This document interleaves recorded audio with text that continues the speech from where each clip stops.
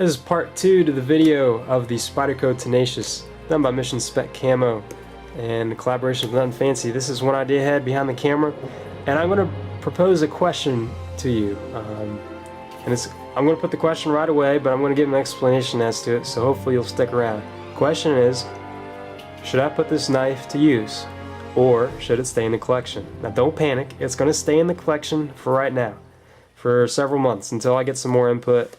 Maybe make a better decision on it. Now, kind of do another real quick close-up. If you don't want to watch the other video, that's fine.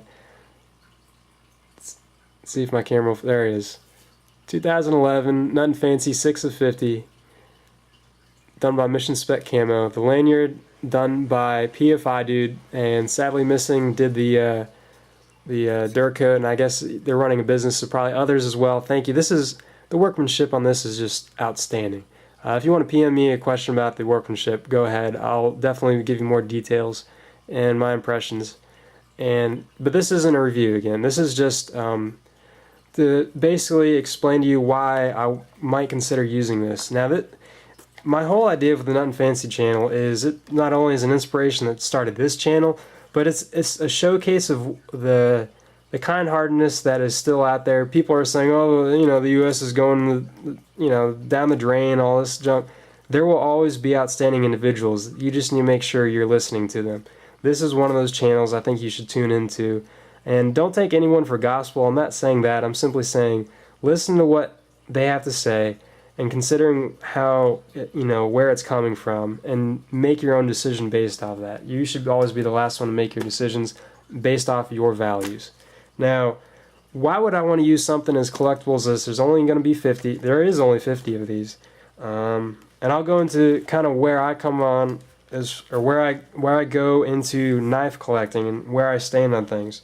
Now, my first outdoor knife I purchased is this Crowell Barker competition knife made by Browning, and nutnfancy actually reviewed this. I didn't even pay attention to it until about a few months back. I just decided to search for it, and he made a review on this. I missed it. And he said it's more likely going to be a collectible. Now that's probably because I think he said because of the finish. There's no painting, you know, there's no coating on it, and the way they presented it had a card just similar to this, explaining had their signatures on it. And it's, you know, it's a gorgeous knife. This is more of a collectible than a tool. However, this is a competition knife. This is a beast of a knife for going out in the woods.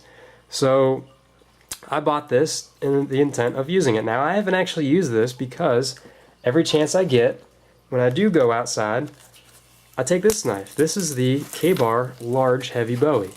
I've got a little bit of use on it, and that's what I'll take with me because I don't want to thrash on that knife. I'll use this one instead. So there's kind of where it's not a dilemma, but that's where my problem started occurring, where I said, okay, I'm just going to purchase a second knife that's very comparable to the one that I want to use. So I said I'm not going to do that. So I saw the review on the SOG, what was it, the SOG Tech Bowie, there it is, with the black tie-dye finish, and I saw the Creed had the same finish on it, and I love the features of the Creed. So here it is, my very own SOG Creed tie-dye finish on it. This also could be considered a collectible because it's high. You know, to me it's a very, very nice finish. I'm not sure why you'd want to put this to use, but I do. I've just got some desire to use this because it is a very functional knife. It's got a lot of weight forward, so it does decent chopping for its weight. And the handle's extremely comfortable, very nice finish. You know, it's got decorative, very decorative appeal to it. But at the same time, it's a very functional knife. So what did I do? I bought the regular K-Bar, and I've used this quite a bunch of times instead because I don't want to take that out. Now, a couple months ago, I had a revelation, and I said, you know what? Next time I go out and I want to take that size of knife with me, I'm going to use it, and I'm going to film it for you guys so you guys can see me using it. But that's not to say that this knife needs to be used. I can buy another Tenacious and use that in its place. However, please consider that I'm trying to share my enthusiasm of this knife in the nutnfancy channel when I come across someone and might be able to explain to them and tell them the story I've just told you. And now if I did carry that, I'd still carry this with me, the Spyderco Delica, and I'd use this for maybe hard use and that just to show, maybe occasionally just pull out, but I would, you know, use it a couple times.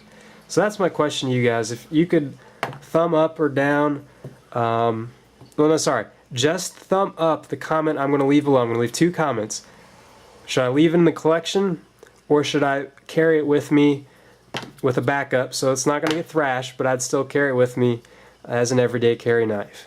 So those are the 2 comments. If you wouldn't mind putting a thumb up on one of those 2 comments, and maybe leave a comment yourself as far as what I might consider using this knife for. Thank you so much. I know this went really long, but I really wanted to get a good explanation out as to why I might want to put this to use.